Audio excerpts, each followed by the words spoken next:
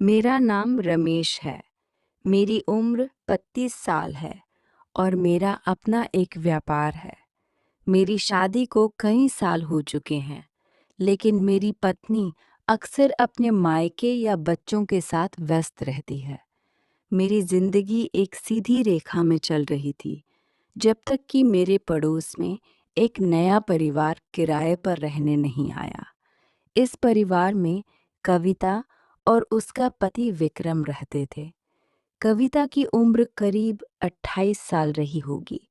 वो बेहद खूबसूरत, गोरे रंग और छरहरे बदन की मालकिन थी। जब वो साड़ी पहनकर घर के बाहर रंगोली बनाती या छत पर कपड़े सुखाने आती, तो मेरी नज़रें उस पर से हटती नहीं थीं। उसकी चाल में एक अजीब सा आकर्षण था। वहीं दूसरी तरफ उसका पति विक्रम बहुत ही रूखे स्वभाव का था। वो अक्सर शराब पीकर घर आता था और आए दिन उनके घर से विक्रम के चिल्लाने और कविता के रोने की आवाज़ें आती रहती थीं। एक दिन दोपहर के समय मैं अपने घर के बाहर बगीचे में पानी दे रहा था।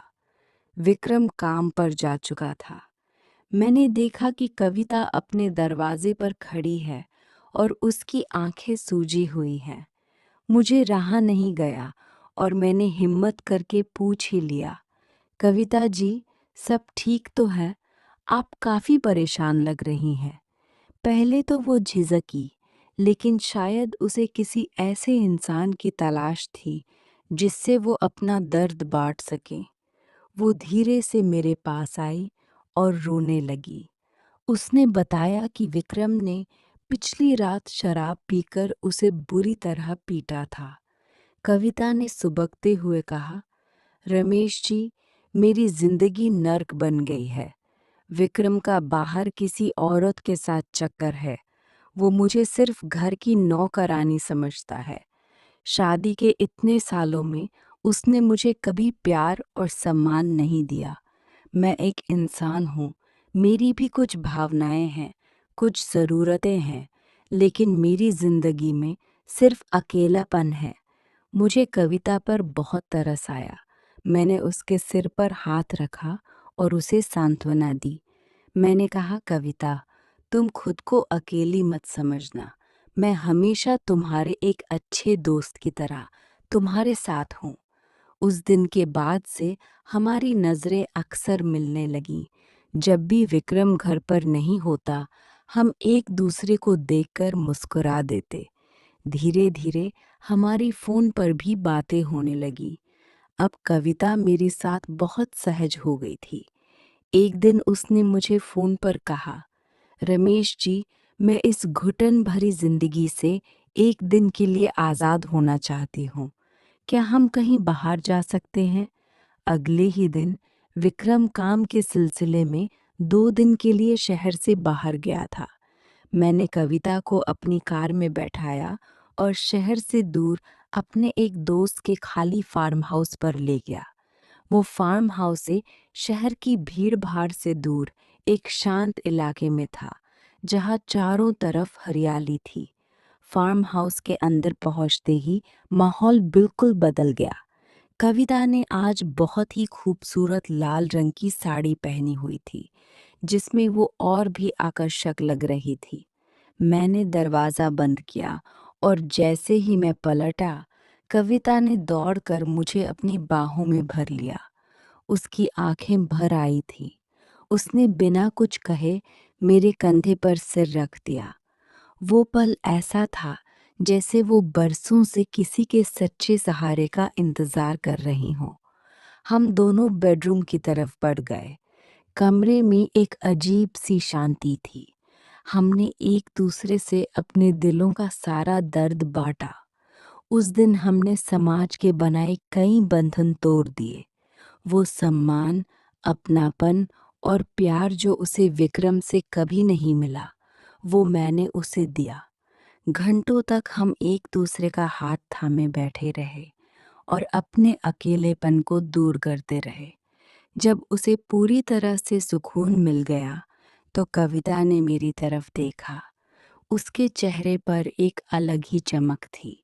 उसने मुस्कुराते हुए कहा, तुमने आज मेरी जिंदगी में फिर से रंग भर दिए हैं रमेश। मैं ये दिन कभी नहीं भूलूंगी। शाम होने से पहले हम वापस अपने अपने घर आ गए। उस दिन के बाद से हमारे बीच का रिश्ता और भी गहरा हो गया।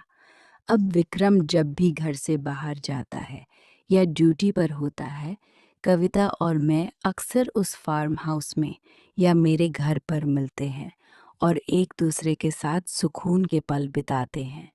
मेरी जिंदगी में अब एक नया रंग आ गया है और कविता को वो प्यार मिल गया है जिसकी वो हकदार थी। समय पंख लगाकर उड़ने लगा। हमारी मुलाकातें अब सिर्फ फार्म हाउस तक सीमित नहीं थी। विक्रम की ड्यूटी का समय मुझे रटा हुआ था। जैसे ही वो अपनी मोटरसाइकिल स्टार्ट करके गली से बाहर निकलता, मैं कुछ ही मिनटों में कविता के घर के पिछले दरवाजे से अंदर पहुंच जाता। हमारी ये चोरी छिपे की मुलाकातें हमारे बीच के प्यार और लगाव को और भी गहरा कर रही थी। लेकिन कहते हैं ना, इश्क और मुश्क छुपाए नहीं छुपते। एक दिन ऐसा हुआ जिसने हमारी जान हलक में ला दी। दोपहर के करीब 1 बजे थे। विक्रम सुबह ही काम पर गया था और उसने कहा था कि वो रात को 8 बजे तक लौटेगा। मैं और कविता उसके बेडरूम में थे। कविता ने मेरे लिए अपने हाथों से खाना बनाया था। हम दोनों एक ही थाली में खाना खा रहे थे और बातों में खोए हुए थे। कविता के चेहरे पर वो सुकून और खुशी थी जो मैंने पहले कभी नहीं देखी थी। तभी अचानक बाहर मुख्य दरवाजे पर जोर से दस्तक हुई। कविता, दरवाज़ा खोलो। ये विक्रम की भारी और गुस्से से भरी आवाज़ थी। हम दोनों के होश उड़ गए। कविता का चेहरा डर के मारे पीला पड़ गया और मेरे तो हाथ पैर सुन्न हो गए। विक्रम आज इतनी जल्दी कैसे आ गया? रमेश जी, आप जल्दी से अपना सामान उठाइए और पीछे वाले दरवाजे से निकल जाइए, कविता ने कांपते हुए फुसफुसाकर कहा। मैंने बिना एक पल गंवाए अपने जूते हाथ में पकड़े और पिछले दरवाजे की तरफ भागा। कविता ने अपने बाल ठीक किए, घबराहट छुपाने के लिए चेहरे पर पानी के छींटे मारे और जाकर दरवाज़ा खोला। मैं दीवार के पीछे छुपकर सब सुन रहा था। इतनी देर क्यों लगा दी दरवाज़ा खोलने में? विक्रम ने अंदर घुसते ही झिड़कते हुए कहा। मैं बाथरूम में कपड़े धो रही थी, इसलिए आवाज़ नहीं सुनी। कविता ने बहुत ही हिम्मत जुटाकर झूठ बोला, लेकिन उसकी आवाज़ में हल्की सी घबराहट थी। मेरी तबीयत ठीक नहीं लग रही, इसलिए हाफ डे लेकर आ गया। मेरे लिए चाय बनाओ। विक्रम बड़बड़ाते हुए बेडरूम की तरफ चला गया। यही मौका था। मैं दबे पांव पिछले दरवाजे से बाहर निकला और अपनी बाउंड्री फांदकर अपने घर पहुंच गया। मेरे दिल की धड़कन इतनी तेज थी कि मुझे लग रहा था जैसे सीने से बाहर आ जाएगा। अगर आज विक्रम हमें उस हालत में देख लेता तो अनर्थ हो जाता। शाम को जब विक्रम सो रहा था, कविता ने मुझे छत से इशारा किया कि सब ठीक है। उस रात मैं सो नहीं पाया। उस डर और रोमांच ने मेरे अंदर एक अजीब सी सिहरन पैदा कर दी थी। अगले दिन जब हमने फ़ोन पर बात की, तो मैं तय किया कि अब हमें और सावधानी बरतनी होगी। मैंने कविता से कहा कि इस तरह घर में मिलना अब खतरे से खाली नहीं है। बातों बातों में कविता ने बताया था कि उसे सिलाई और कपड़ों की अच्छी समझ है। मैंने उसे सलाह दी कि क्यों ना वो एक छोटी सी बुटीक शुरू कर ले। मैंने इसके लिए उसे अपनी तरफ से आर्थिक मदद दी और बाजार से थोड़ी दूर एक शांत इलाके में एक छोटी सी दुकान किराए पर दिलवा दी। विक्रम को जब ये पता चला तो वो कुछ नहीं बोला, क्योंकि उसे अब कविता से घर बैठे पैसे मिलने की उम्मीद थी। इस बुटीक ने हमारी जिंदगी पूरी तरह बदल दी। कविता अब विक्रम के तानों से दूर दिन भर अपने काम में व्यस्त रहने लगी, जिससे उसे एक नई पहचान और आत्मविश्वास मिला।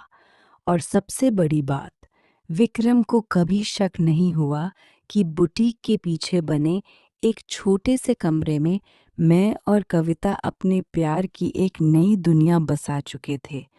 अब हमें मिलने के लिए न दूर फार्म हाउस जाने की ज़रूरत थी और ना ही विक्रम के ड्यूटी जाने का इंतज़ार करने की। बुटीक का वो पिछला कमरा अब हमारी मोहब्बत का नया और महफूज ठिकाना बन गया था, जहां हम हर रोज़ बिना किसी डर के एक दूसरे के साथ सुकून के पल बिताते थे। बुटीक का वो कमरा हमारे लिए किसी जन्नत से कम नहीं था। वहाँ हमने एक छोटा सा दीवान डाल लिया था। दिन के समय जब बुटीक में ग्राहकों की भीड़ कम होती, मैं चुपचाप पीछे के दरवाजे से अंदर चला जाता। कविता अब पहले से कहीं ज़्यादा खूबसूरत लगने लगी थी। उसके चेहरे पर एक अलग ही चमक और सुकून आ गया था। बुटीक भी अच्छा चलने लगा था और विक्रम को नियमित रूप से पैसे मिल रहे थे, इसलिए उसने भी कविता के काम में कभी दखल नहीं दिया। लेकिन कहते हैं ना कि इश्क और इत्र की खुशबू छुपाए नहीं छुपती। विक्रम भले ही शराबी और लापरवाह था, लेकिन वो बेवकूफ़ नहीं था।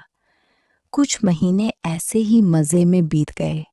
धीरे धीरे विक्रम ने नोटिस करना शुरू कर दिया कि कविता अब उसकी गालियों या गुस्से पर पहले की तरह रोती गिड़गिड़ाती नहीं थी।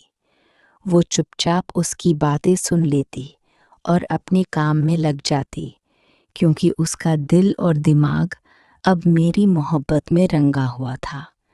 इसके अलावा कविता के रहन सहन में भी बदलाव आ गया था। वो अब खुद पर ज़्यादा ध्यान देने लगी थी और हमेशा सजी संवरी रहती थी। विक्रम के मन में शक का एक छोटा सा बीज बोया जा चुका था।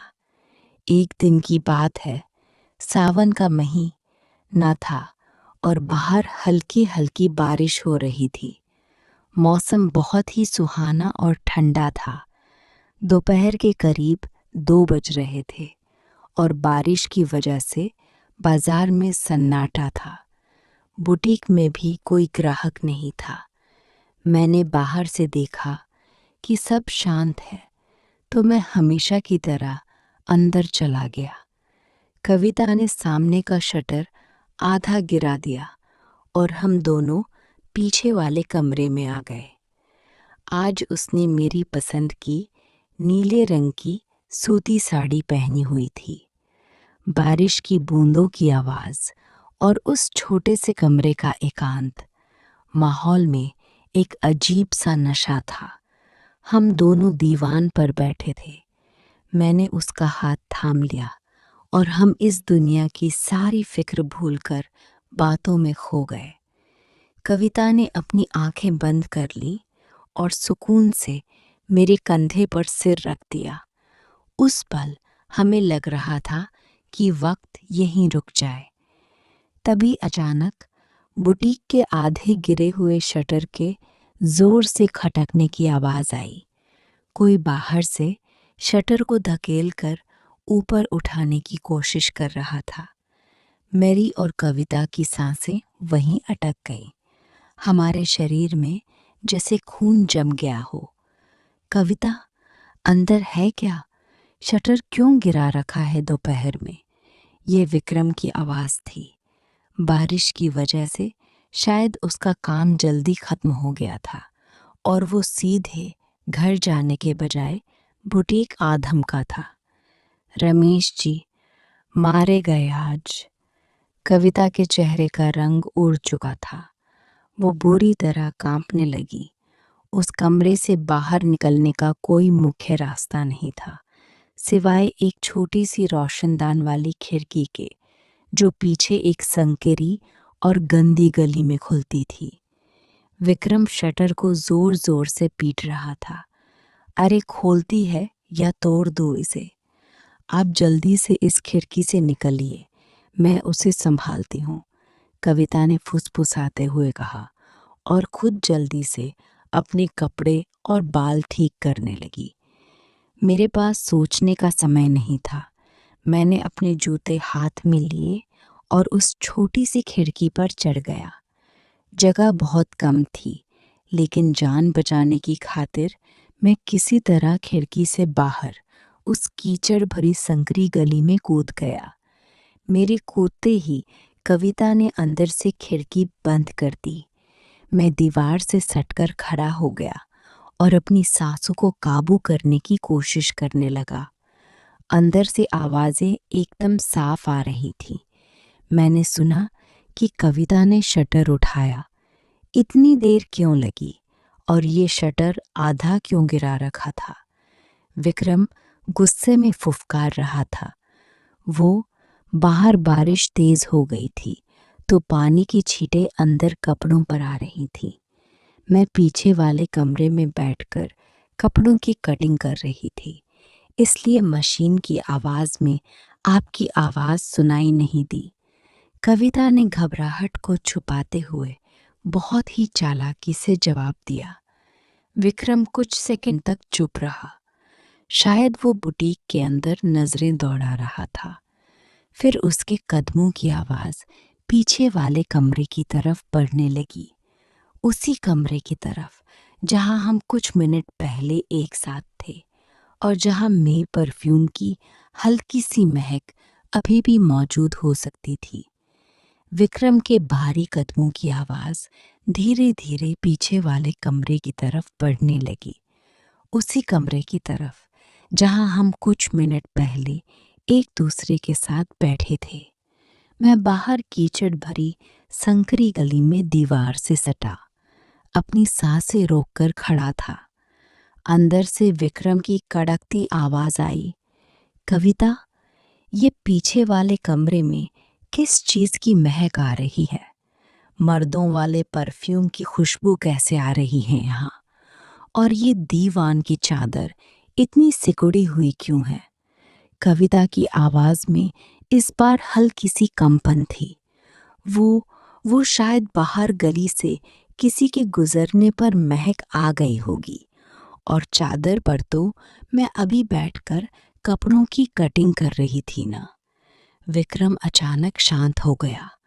ये खामोशी बहुत डरावनी थी। क्या उसने जल्दबाजी मेरी गिरी हुई कोई चीज़ देख ली थी? क्या उसे दीवान के पास मेरा गिरा हुआ रुमाल मिल गया था, या फिर खिड़की के पास मेरे जूतों के कीचड़ वाले निशान? कहानी यहाँ सस्पेंस पर रुकती है। दोस्तों, विक्रम को उस कमरे में ऐसा क्या मिला जिसने उसके शक को यकीन में बदल दिया? क्या रमेश और कविता का भंडाफोड़ हो जाएगा, या कविता फिर से अपने दिमाग से कोई बहाना बना लेगी? कहानी में इसके आगे क्या होगा?